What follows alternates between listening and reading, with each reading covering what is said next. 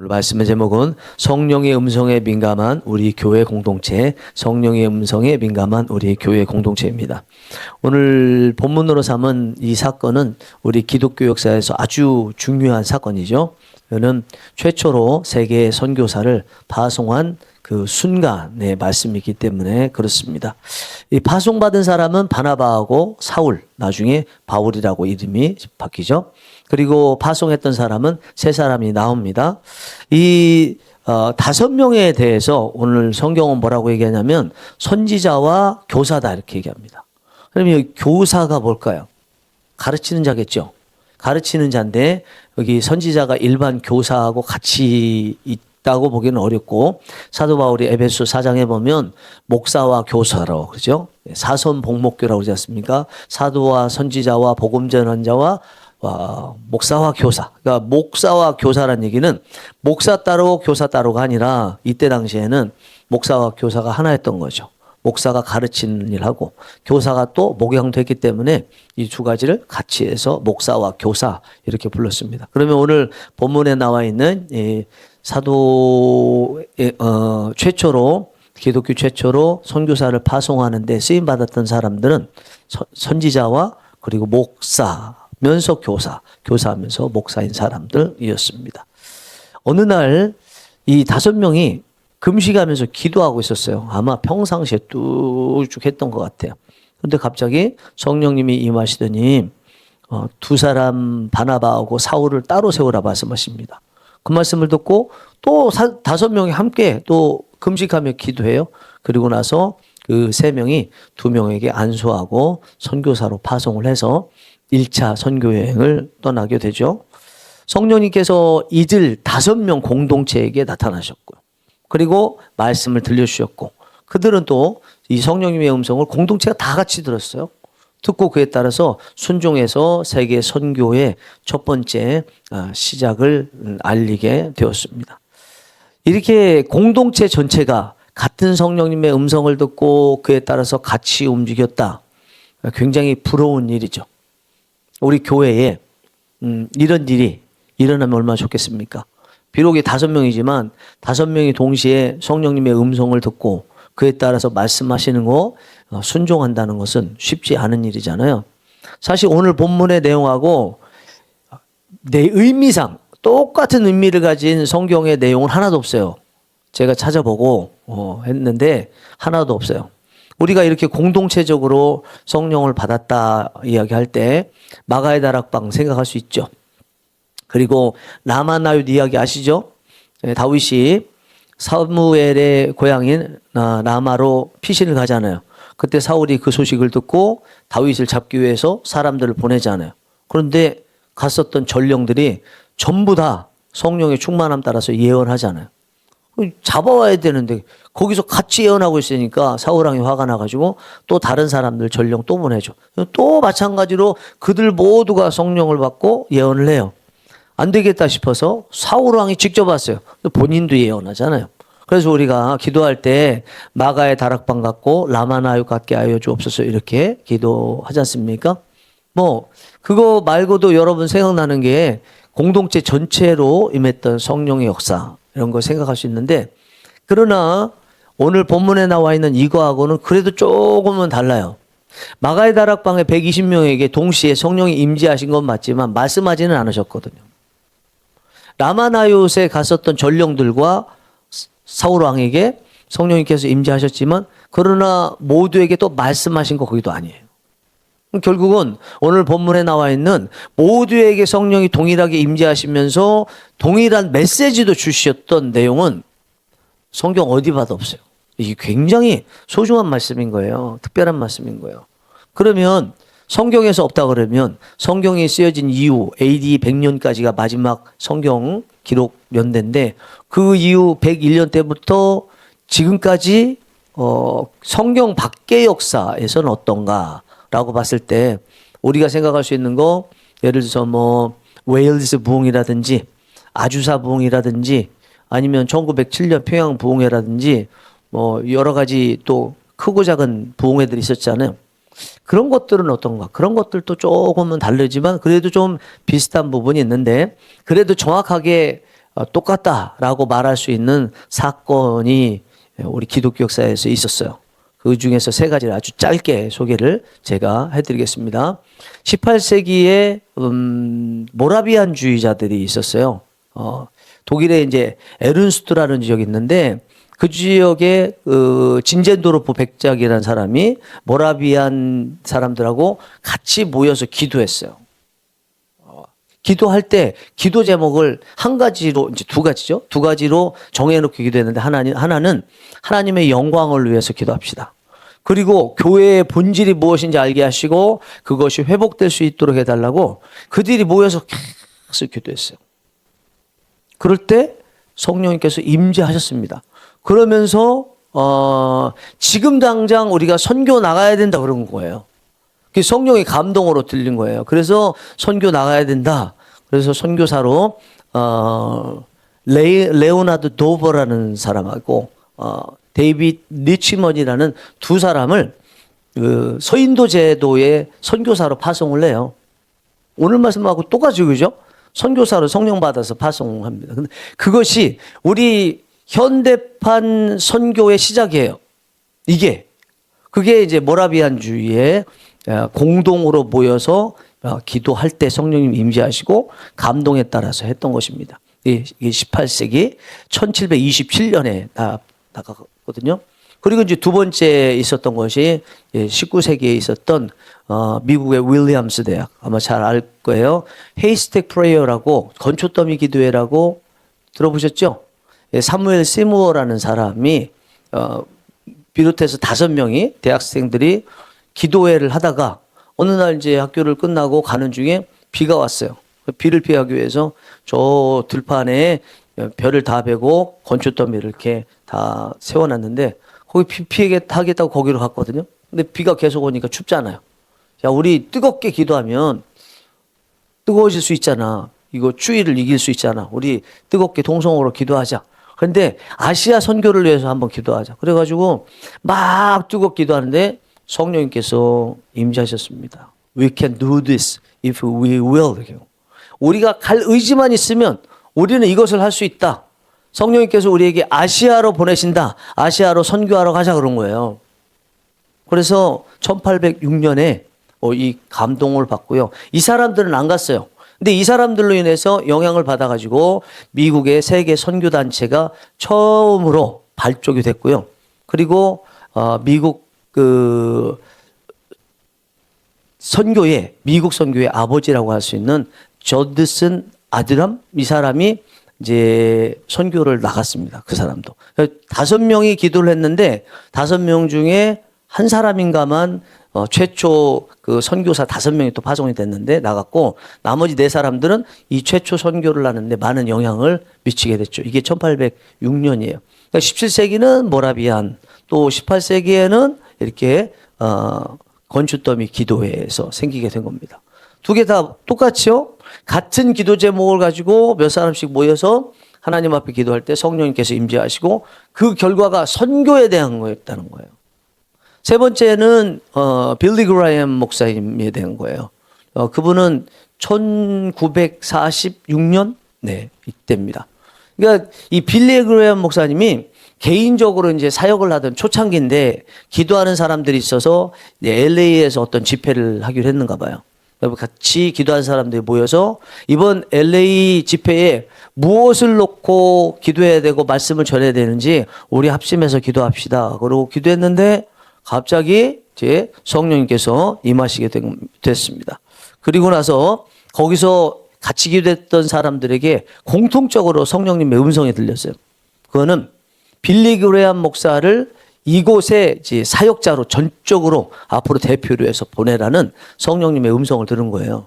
그래서 빌리 그레이엄 목사님을 전폭적으로 지지를 해서 그 빌리 그레이엄 목사님이 그 뒤로 유명해지게 된 거죠. 실제적으로 빌리 그레이엄 목사님 설교를 들어보셨거나 또 책을 읽어보신 적이 있으신지 모르는데 그분의 그 설교나 책은요 굉장히 복음적이고 간결해요. 뭐 설명 이런 거 없어요. 거의 선포적인데 희한하게 은혜가 돼요. 실질적으로 보면. 이 빌리 그레이엄 목사님으로 인해서 우리나라에도 1974년 그때 여의도에서 집회를 가졌고 200만 명 많은 사람들이 운집해서 설교를 듣기도 했습니다. 결국은 제가 지금 예를 든 이 세 가지는요, 오늘 본문에 나와 있는 기독교 최초 선교사 파송인 안디옥 교회의 이 공동체에 임했던 성령님, 그에 따라서 성령님의 말씀으로 선교를 나갔던 것과 거의 동일한 거다. 이 얘기를 들으면 뭐가 생각나냐면요, 우리도 된다는 거죠. 그 얘기 아니에요, 그죠? 네. 그러니까 성경에 나와 있는 이 이야기가 실제 우리 기독교 역사에서 거의 그대로 판박이로 이루어지고 있다는 것은 우리도 된다는 거죠. 가슴이 뛰어야죠. 그리고 지금 말씀드린 세 가지 경우는 특별한 사람들에게 임한 게 아니고요. 그냥 특별하다고 한다면 굳이 얘기하자면 한 가지 특별한 거 있고 나머지는 특별한 게 없어요. 그 특별한 게 뭐냐면 같이 모여서 기도했다는 거예요. 그것도 같은 제목을 놓고 기도했어요. 인원도 많지 않아요. 모라비안주의 같은 경우는 수개월에서 1년 정도를 기도를 했다가 그렇게 성령을 받은 거예요. 그리고 건초더미 기도회 같은 경우에는 비가 와서 그 자리에서 기도했는데 1시간 만에 성령님께서 임재하신 거예요. 그러나 그 전에 3개월 정도 기도 운동을 계속 하고 있다가 받았기 때문에 한 3개월 정도는 기도 계속 했다고 볼 수 있죠. 그리고 이제 빌리 그레이엄 목사님 그 경우 같은 경우도 몇 사람이 한 5명에서 7명 앞에도 다 마찬가지예요. 많지 않아요. 그분들이 한 몇 개월 기도했습니다. 그러니까 기도하자마자 바로 응답된 건 아니지만 그래도 그리고 많은 사람은 아니지만 몇 사람들이 모여서 이렇게 기도할 때 그때 성령님께서 그 공동체 전체에 임하셔서 이런 역사가 일어났다면 부러운 거는 어떤 역사가 일어났느냐 이게 부러운 게 아니라 그 몇 사람이 함께 모여서 같은 기도 제목을 가지고 기도하고 있었다는 게 부럽다는 거죠. 또 그러면 된다는 거잖아요. 저는 오히려 오늘 안디옥 교회 이야기가 대충 읽으면은 안디옥 교회 교인들 전체에게 임한 것처럼 느껴지거든요. 그러니까 그러지 않은 5명이 모였다고 그러니까 별거 아니었네 이렇게 느껴지지만 별거 아니었는데 그게 기독교 최초의 그 선교였다고 한다면 그럼 과연 대한민국 교회에 5명 정도 지속적으로 계속 이렇게 같은 기도 제목을 놓고 정말 하나님께 의지하면서 기도하는 그런 소그룹 기도하는 사람들이 얼마나 있겠냐 생각해 봤을 때 별로 없지 않을까라고 생각이 들고 그러면서 우리도 된다는 거예요. 우리도 된다. 사실 우리 성령이 일하시는 교회 개척한 게 아시겠지만 특별한 것 때문에 아닙니다. 현대적인 감각을 가지고 제가 이 나이에 현대 것을 가지고 갈 수 있겠어요? 그리고 제 기질 자체도 본질을 중요시 여기는 스타일이기 때문에 젊으나 지금 나이 먹으나 예전부터 저는 그냥 가장 중요한 거 그거 본질을 추구하는 성격이기 때문에 중간 과정 이런 거 별로 신경 안 써요. 이럴 수도 있고 저럴 수도 있고 그러나 죽으면 안 된다. 멸망하면 안 된다. 이거는 절대로 막아야 되는 성격이기 때문에 그거는 그렇고 결국은 이 성령이 일하시는 교회를 개척을 한 이유도 본질에 돌아가고자 하는 거죠. 굳이 돌아가자 이건 아니더라도 어쨌든 추구하자는 것입니다. 기도 한번 해보고 그렇죠. 전도 한번 해보고 사랑해보고 말씀 한번 제대로 전해보고 부흥 그런 거는 하나님께서 주시면 하고 얼마나 세련되게 할지는 모르겠지만 그런 거는 어쨌든 성격 따라서 또 세련되게 하고 싶은 그런 부분도 있어서 막 최선을 다하려고 노력은 하지만 그러나 추구하는 거는 그런 건 아니거든요. 진짜 생짜배기로 모여서 기도하고 그냥 초대교회처럼 이거거든요. 만약에 제 하나님께서 주신 그 성품이나 은사 따라서 하자면 우리 교회가 그 일을 감당해야 맞아요. 우리 교회만은 아니겠죠. 그러나 감당하는 교회들 중에 우리 교회도 반드시 저는 들어가야 맞고요. 그러니까 안 되는 것을 놓고 하는 게 아니고 될 수 있고 우리는 꼭 해야 되는 사람들이기 때문에 부흥 나중이고 그렇기 때문에 오늘 본문에 나와 있는 이 이야기나 실제로 역사에서 일어난 이야기를 들으면 가슴이 뛰는 거죠. 왜 안 했을까? 왜 안 하고 있나? 안 되나? 이제 이런 생각이 드는 것입니다. 왜 안 되겠어요? 되지 않을까 생각합니다. 사실 오늘 본문에 나와 있는 사람들 5명이잖아요. 우리 한번 생각해 보세요. 저하고 사모님하고 저 권사님하고 거기 김석재 목사님하고 전도사님하고 전도사님 어린 것이니까 아직은 뭐 가르쳐야 되니까 그거는 좀 가르쳐 가지고 해야 될 일이니까 네? 거기서 이제 한두 사람 더 모이면 왜 안 돼요? 그리고 이제 권사님 같은 경우는 뭐 기도 은사 받으신 거 분명하고 또 같이 사역을 했고 하나로 흘러가고 있는 상황인데 왜 안 되겠냐? 우리가 뭘 바라겠냐는 거예요. 뭘 바라세요, 여러분들은? 솔직히 뭘 바라세요, 진짜? 뭐가 이루어지면 여러분 그 나이에 행복할 것 같아요? 막 부흥 많이 하면 치닥거리하고 아니 부흥 시다는 거 아닙니다. 하나님 오해하시면 안 됩니다. 또 치닥거리하고 제가 미얀마에 갔을 때 놀랐어요. 미얀마에 그 불교 성지라고 하는 데를 잠깐 들렸는데 이게 펜타곤인가 이름이 비슷한데 100m짜리 탑이에요. 금으로 만들어졌어요. 근데 얼마나 그게 탑도 크고 주위가 큰지 불상도 엄청 크고 거기서 비가 오면 금가루가 떨어진다고 그 승려들이 금가루를 받아요. 그 승려들이 뭐 하는 사람들이어야 돼요? 나름대로 승려로서 그 역할을 감당해야 되잖아요. 근데 그거 하고 있어요. 큰 데 있으니까. 일종의 교회를 이야기하면 부목사들이잖아요. 대형 교회 부목사들이잖아요. 그거 보면서 참 한심하더라고요. 큰 데가 필요 없다는 거 절대로 아니고. 근데 어쨌든 우리가 추구하는 거는 하나라도 더 하나님 앞에 섰을 때 잘했다고 칭찬받을 수 있는 일, 그리고 잃어가고 있는 본질을 조금이라도 남겨놓고 가는 일, 이거 아니에요? 하다 보면 힘든 일도 있겠죠? 지치기도 하겠죠? 시간 걸리는 일이니까 성령님이 뭐 우리 마음대로 우리가 원하는 때에 오시는 것도 아니고 지치겠죠? 그러나 유정옥 사모님의 그 간증에서 어머니 이야기, 바다에 돌을 던지는 그 이야기처럼 그냥 하는 거죠. 왜? 기도 자체가 오르니까. 기도로 인해서 얻어지는 하나님의 응답이 있지만 기도 자체도 응답이잖아요. 무슨 말씀인지 아시죠? 기도한다는 자체가 응답이거든요. 최고의 응답이거든요. 이것만 해도 얼마나 귀하냐는 거죠. 이게. 그러니까 하나님께서 계속 감동 주시는 게 새벽 기도회, 수요 기도회, 또 이제 화요 기도회, 기도회 그거잖아요. 우리가 각자 이것을 놓고 기도해 봤으면 좋겠어요. 내가 진짜 남은 여생 뭐 할 것인가? 뭐 할 것인가, 진짜. 진짜 뭐 할 것인가? 예? 생각해보면. 여러분, 이 오후 예배, 이거 그냥 시간 때우기로 갈 수 있는데 전 그러고 싶지 않아요. 저는 한 번의 예배가 중요해요, 진짜. 저 말씀 하나 이거 준비하는데 얼마나 몸부림치면서 준비하는데. 예? 그리고 단순히 뭐 성경을 연구해서 준비하는 게 아니고 기도하면서 정말 내가 가슴이 끓어야 될 게 뭐고 하나님이 저를 위해서 주시는 메시지가 뭔지를 생각하면서 이 자리에 서기 때문에 저는 오후 예배 찬양으로 하느냐 뭐 하느냐 그런 것보다 일단은 메시지가 중요해요.